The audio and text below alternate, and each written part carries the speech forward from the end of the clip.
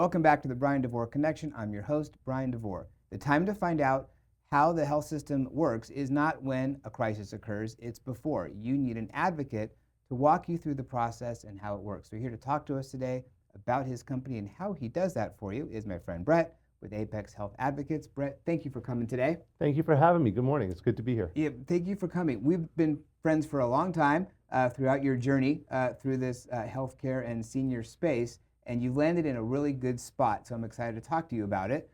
Let's first talk about your journey to today. How did you arrive here? Thanks, and it's a pleasure to be here again. You know, I started out as a physical therapist. I'm in my 32nd year as a licensed clinician.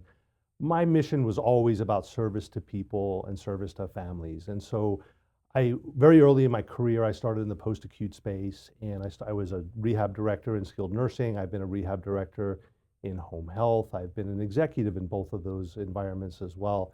And what that's afforded me is a really ground floor view of how the system works. And most patients that I've seen over the years and families that I've worked with over the years just don't have the ability to understand the system. It's complex, it's confusing, it's got its own language. There's a bunch of acronyms, people speak very quickly, decisions are made very quickly. And so what I've realized is I've walked away from a 30-plus year career as a clinician and as an executive because my goal was really to help people, and I feel like the best way I can help people is to guide them through the complexities that is our healthcare system. My goal is to give them peace of mind. My goal is to create a scenario for them where they can really focus on caring for their loved ones, managing the crisis, and then planning for the future once that crisis is passed, so that when other crisis happens, they're ready to roll. Yes, sir. Right, and you probably see a lot of those types of situations. So let's talk about what you do and how you do it. Someone calls you and says, Brett, here's what's going on. Yeah, that's a great question. So typically what happens is we do a discovery call. Every situation's different. I've had so many different scenarios come my way, and every crisis is different. The initiation of that crisis is different. Current clients, I've dealt with a snowboarding accident or a stroke. And they're all different. They have different insurances. They have different social support mechanisms. They have different relationships with physicians and care providers. So every situation's different. My goal in that discovery call is to really understand what are the goals of the family, what are the goals of the patient, where were they prior, and what does the best outcome look like? And then my job is to organize and guide them through their care decisions so that ultimately they can get back to that level of independence that they desire. Yeah, you were describing when we had coffee last week, where we tried to have coffee, and you described your friend who had the snowboarding accident. Yes. And everything that went along with it. It wasn't just one little thing. It was this, but this happened because of this, which happened because of this in different states. Correct. There was so much going on. This is super critical for people who have no clue how to do this. That's a great example. So in that particular situation, he was injured in another state. He ended up with a compound fracture of his lower leg, but he also had several other fractures and a brain bleed. I was able to help him get back to San Diego through a medevac system, and he went into UCSD. The UCSD folks took care of the wound on his leg, but the orthopedics happened in Utah. And so there was no responsibility being taken for the follow-up care. We ended up getting him transferred to an acute rehab. Unfortunately, he did have a subdural hematoma that actually required an emergency craniotomy. Wow. It was quite a dicey time, and I was there with his family. We were able to manage through it, and we were able to bring him home safely. I'm happy to let you know that he's well on his way to recovery. Yeah. Good. In fact, I had lunch with him just the other day, and all he was talking about was going snowboarding again. Oh, wow. I'm not, okay. Good for him. But yes, the point is that, you know, there were so many subspecialties involved, and the coordination between the facilities wasn't really happening, and it wouldn't have happened had I not been involved with him and his family guiding him through. And so that was a really good example of why concierge health advocates like me are really needed in this space.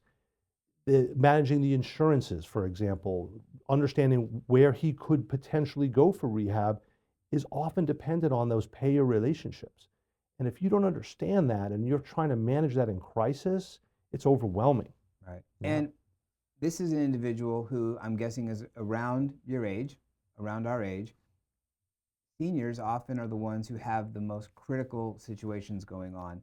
And if they have no one around to help them, what happens? They get lost in the system and they have no one advocating for them.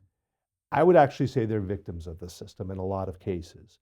I'm working with another family now. I'm working with two daughters, adult daughters. Their mom is 86 years old. She lives in Pennsylvania.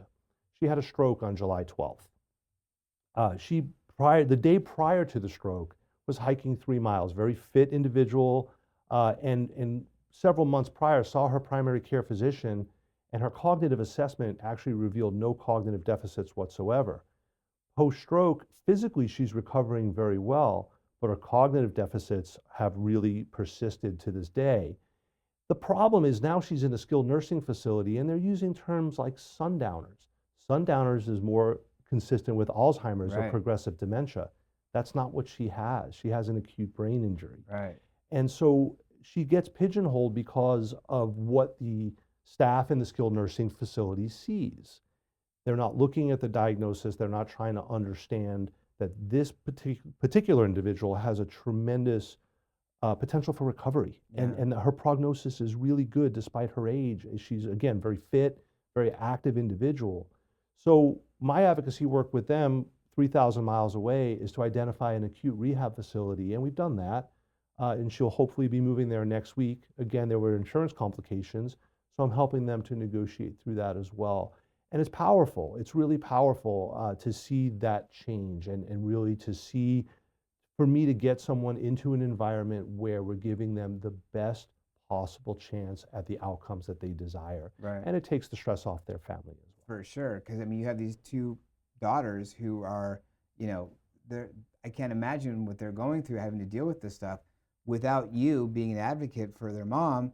I mean, they're lost trying to navigate a system they've never gone through before. And let me say this too, the fact that they're involved is tremendous. And both of them are looking at taking family and medical leave from their jobs to be with their mom and be there and be on site. And one of the conversations I had with them recently was, think about all the people that don't have somebody like you in your lives, Right. right? And that in and of itself it's heartbreaking. And it's one of the reasons that I do what I do. So for that reason, I've made my resources available to everybody. You don't have to engage me or pay me. All you have to do is go on my website. There's at least 24 guides up there for managing care transitions, questions to ask when you're discharging from a hospital, information about advanced directives, all kinds of information, because I believe that most people are really underprepared for these crises. And again, you really said it best. When you're in the middle of a crisis, there's no time to learn the healthcare system. Right. That's where I come in. I'm an expert at the healthcare system. Right. I know how to navigate it, and I know how to get there quickly. And that's really my mission and my goal, is to support families in that way. Right.